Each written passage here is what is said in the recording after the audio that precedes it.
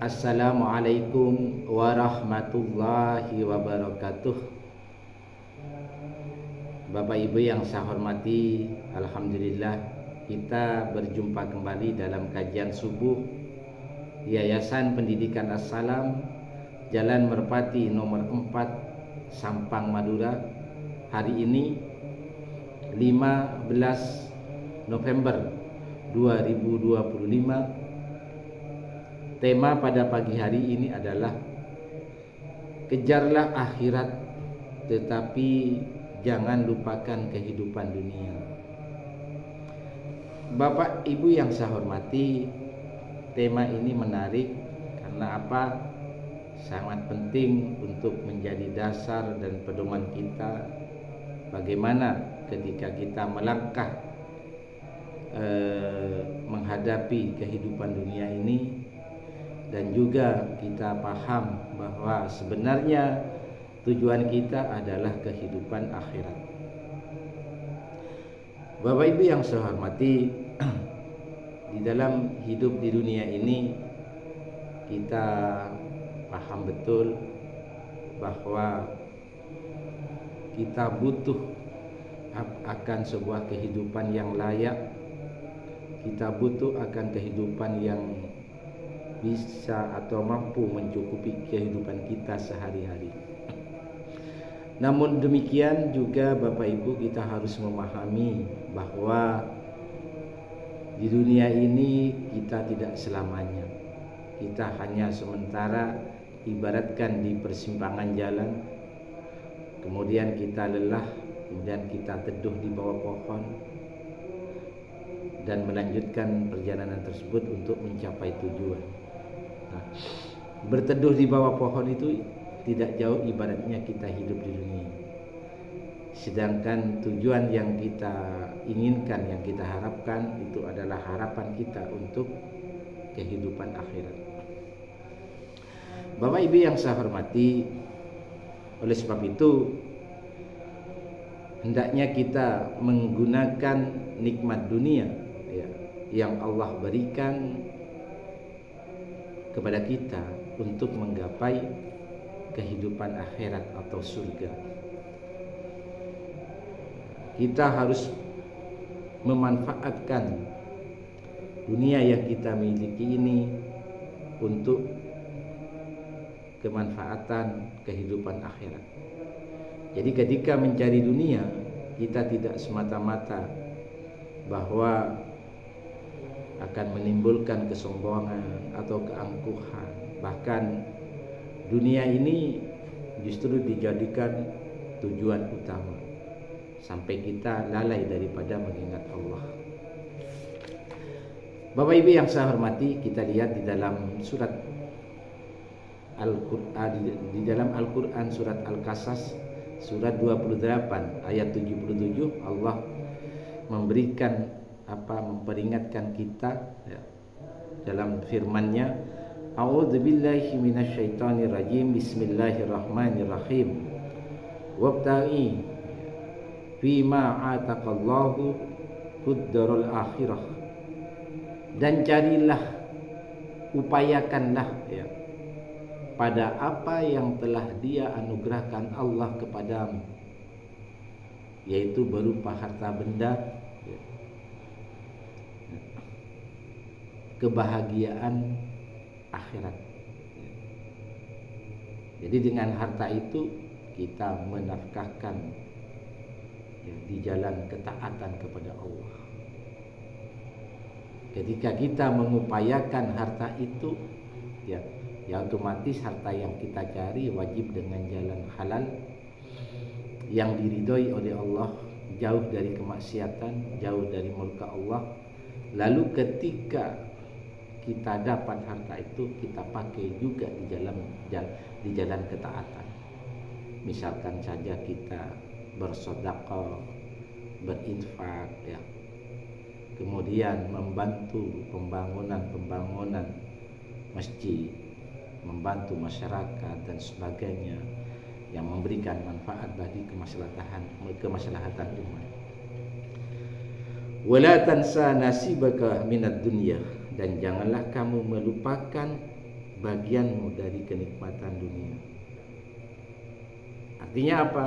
Seperti yang saya katakan tadi, ketika kita mencari kebahagiaan dunia, ya, mencari rezeki, ya, kita mendapatkan nikmat jabatan, nikmat harta, ya, atau nikmat-nikmat yang lain, maka hendaklah kita itu beramal dengannya untuk mencapai pahala di akhirat. Itu yang dimaksud Bapak Ibu. Dan Allah juga mengingatkan, wa ahsin kama ahsanallahu ilaika, dan berbuat baiklah kepada orang-orang dengan bersedekah kepada mereka. Jadi dengan harta yang kita miliki dari usaha yang halal yang diridhoi oleh Allah, nah, sebagian kita sedekahkan kepada orang lain, sebagaimana Allah telah berbuat baik kepada kita. Ya. Jadi ketika kita meraih sukses, menggapai kehidupan akhirat, itu semuanya karena kehendak Allah. Nah, dari itu maka kita harus mengembalikannya semua kepada Allah. Jadi Bapak Ibu, sebenarnya kehidupan dunia itu kita kelola, kita manage dengan baik, dan yang paling penting jangan sampai gemerlapnya dunia itu membuat kita silau. Ya, jadi justru dengan kemampuan memanage dunia itu justru semakin kita erat dengan Allah, semakin kita dekat dengan Allah, jiwa kita semakin rutin berkomunikasi dengan Allah. Jadi jangan sampai kita menjadi budak dunia, jangan sampai kita menjadi budak gemerlapnya dunia, jangan sampai kita itu terseret dengan hawa nafsu, terseret dengan godaan setan. Kita lanjutkan Bapak Ibu, wala tabagil fasada fil ardi, dan janganlah kamu berbuat atau mengadakan kerusakan di muka bumi dengan mengerjakan perbuatan-perbuatan maksiat. Artinya ketika kita mencari jalan Allah, mencari rezeki untuk kebutuhan kita, agar kita bisa beribadah kepada Allah dengan baik, kebutuhan anak, istri, keluarga kita, agar kita dapat mendekatkan diri dengan Allah dengan baik. Artinya jangan dikotori dengan hal-hal yang tidak baik. Mohon izin ini ya, misalkan kita ketika mencari rezeki itu kita berbuat zalim kepada orang lain, ya, kita membuat orang lain itu kecewa, membuat orang lain sedih, ya, atau kita itu misalkan dengan cara menipu orang lain, ya, membohongi orang lain, mengambil hak orang lain secara paksa. Nah ini sebetulnya sangat-sangat mengganggu keimanan kita kepada Allah. Artinya jiwa kita menjadi kotor Bapak Ibu. Jiwa kita akhirnya tidak mampu berkomunikasi dengan Allah Subhanahu wa taala. Maka otomatis kita semakin jauh dari Allah, dan rahmat kita susah untuk diraih, ya. Susah kita mendapatkan petunjuk, susah kita mendapatkan kasih sayang dari Allah. Innallaha la yuhibbul mufsidin. Sesungguhnya Allah tidak menyukai orang-orang yang berbuat kerusakan, dan Allah pasti akan menghukum kita. Nah ini yang seharusnya. Jadi yang perlu kita perhatikan, artinya bahwa ayat ini jangan lupakan dunia, itu artinya jalan Allah, ya. Ketika kita mau berangkat mencari rezeki, yang dipikirkan jangan untungnya dulu. Yang harus kita ingat Allah dulu. Baru setelah itu kita menuju jalan Allah itu dengan mencari rezeki. Nah, disitulah ada bab yang namanya usaha. Nah, ketika usaha diniatkan karena Allah, itu juga ibadah. Ketika usaha itu masuk ke ranah tawakal, kita pasrah kepada Allah, itu pun juga ibadah. Nah ketika Allah mentakdirkan bahwa apa yang kita inginkan dipenuhi oleh Allah, maka kita bersyukur kepada Allah. Nah ketika apa usaha yang kita lakukan itu mengalami kegagalan, ya, maka konsepnya adalah kita bersabar. Nah, ini sebetulnya yang diinginkan oleh Allah, itu yang disebut dengan bahwa kita itu harus mengutamakan akhirat, tapi jangan lupakan dunia. Jadi dunia ini kita jadikan kendaraan untuk menuju akhirat, jangan dijadikan tujuan. Kalau dijadikan tujuan, maka kita nanti akan menjadi sesat, Bapak Ibu. Bapak Ibu yang saya hormati, yang paling penting juga bahwa dengan harta yang kita miliki, hasil usaha kita itu adalah hanya untuk mencapai ridha Allah, bukan yang lain. Nikmatnya dunia jangan digunakan untuk memenuhi syahwat dan kelezatan semata yang sifatnya semu, ya. Jadi Bapak Ibu, bahwa hakikatnya dunia bukan tujuan kita, tapi sarana untuk mencapai negeri akhirat. Bapak Ibu yang saya hormati, coba kita renungkan sebuah hadis dari Ibnu Majah, ya, bahwa Rasulullah bersabda, barang siapa yang menjadikan dunia tujuan utamanya, maka Allah akan mencerai-beraikan urusan itu. Jadi konsep kita, ya, di dalam mencari rezeki atau usaha kita mencari sesuap nasi, ya, untuk kehidupan kita, lalu tujuannya hanya untuk dunia, ya, supaya kita itu hidup mapan dan sebagainya, tapi tanpa melibatkan Allah, sampai lalai daripada mengingat Allah, maka itu akan Allah cerai-beraikan orang itu. Dan orang itu akan Allah jadikan miskin, dalam artian tidak pernah merasa puas. Memang secara zahir orang itu sudah mapan, cukup, tapi Allah ciptakan orang itu tidak pernah puas terhadap kehidupannya. Ibaratkan kita minum air asin, yang semakin kita minum maka akan semakin haus. Jadi saya lanjutkan, padahal dia tidak akan mendapatkan harta itu, ya, melebihi dari apa yang telah Allah tetapkan. Jadi semuanya itu skenario Allah.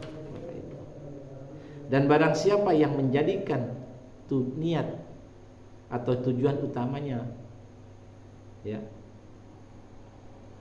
akhirat, ya, atau tujuan utamanya untuk mencapai ridha Allah, maka Allah akan menghimpun urusannya, mempersempit urusannya, dan Allah akan mengendalikan orang itu.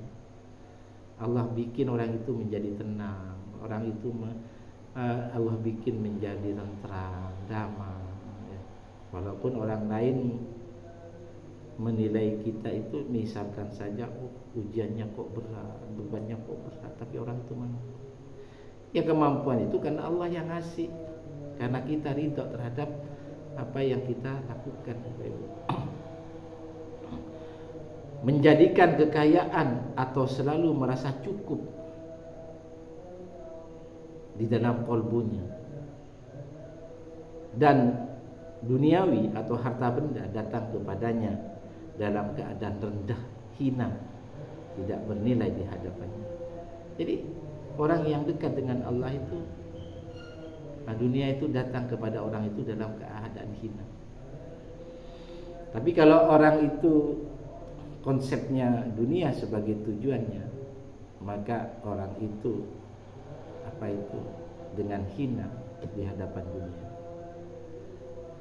Bapak Ibu yang saya hormati, kemudian yang berikutnya adalah konsep tentang antara dunia dan akhirat. Jadi kalau kita menyeimbangkan antara hidup dunia dan akhirat, maka kita tidak akan pernah mendapatkan petunjuk. Yang benar yang bagaimana? Maka kita mengutamakan akhirat dibandingkan dunia. Artinya dunia tidak kita lupakan, kita cari, tapi dengan catatan bahwa ketika mencari harus yang halal, harus yang diridhoi Allah. Jangan sampai mendatangkan murka Allah. Lalu dari apa yang kita usahakan itu pakai di jalan Allah. Seperti itu konsep Al-Qur'an yang kita maksud. Coba kita lihat dasarnya. Dasarnya adalah surat At-Taubah ayat 24, surat 9. Artinya begini. Katakanlah, jika bapak-bapak, anak-anak, saudara-saudara, istri-istri, keluargamu, harta kekayaan yang kamu usahakan, perniagaan yang kamu khawatirkan kerugiannya, dan tempat tinggal yang kamu sukai adalah lebih kamu cintai, lebih kamu sayangi, urusan dunia lebih kamu cintai dan lebih kamu sayangi daripada Allah Subhanahu wa ta'ala, daripada Rasulullah Nabi Muhammad, dan daripada berjihad di jalan Allah, memperjuangkan agama Allah dengan harta kita, dengan jiwa kita, maka kata Allah, tunggulah sampai Allah mendatangkan keputusannya. Dan Allah tidak memberikan petunjuk kepada orang-orang yang fasik. Artinya apa? Ini ancaman Allah. Ya. Kalau kedudukan kecintaan kita bergeser sedikit saja, maka Allah murka terhadap kita. Jadi urusan dunia itu hanya kecil dibandingkan kecintaan kita kepada Allah. Jadi ketika kita mencari kepentingan dunia, mencari nafkah, mencari rezeki, maka konsep kita adalah Al-Quran surat At-Taubah ayat 24. Yaitu apa? Yaitu tetap menetapkan kecintaan kita, urutan pertama adalah Allah Subhanahu wa ta'ala. Urutan kecintaan kita yang nomor 2 adalah Rasulullah. Urutan kita kecintaan kecintaan yang nomor 3 adalah memperjuangkan agama Allah dengan harta dan jiwa kita. Baru kecintaan yang lain, Bapak. Iya kan? Baru kecintaan yang lain. Ya, enggak boleh kita kecintaan kita itu kepada harta di urutan pertama. Ya. Enggak boleh kita menempatkan kecintaan jabatan di urutan pertama, maka akan tersesat orang itu. Jadi ketika kita punya jabatan, ketika kita punya harta yang melimpah, tetap bahwa urutan itu adalah di bawah, Bapak. Tetap Allah yang kita cintai, tetap Rasulullah, tetap memperjuangkan agama Allah dengan jiwa dan harta kita, baru kecintaannya pada yang lain. Nah, ini yang dimaksud Bapak Ibu, kejarlah akhirat tapi jangan melupakan dunia. Tapi ini dengan syarat, orang itu akan mampu manakala jiwanya suci, kemudian jiwanya selalu berkomunikasi dengan Allah, banyak berzikir kepada Allah, ya, menjaga istiqomah sholat 5 waktu, menjaga sholat tahajud, duha, beramal soleh, berzikir dan berdoa, karena kita yakin kita adalah hamba Allah yang hina, banyak dosa. Mudah-mudahan ini menjadi renungan bersama. Terima kasih. Wassalamualaikum warahmatullahi wabarakatuh.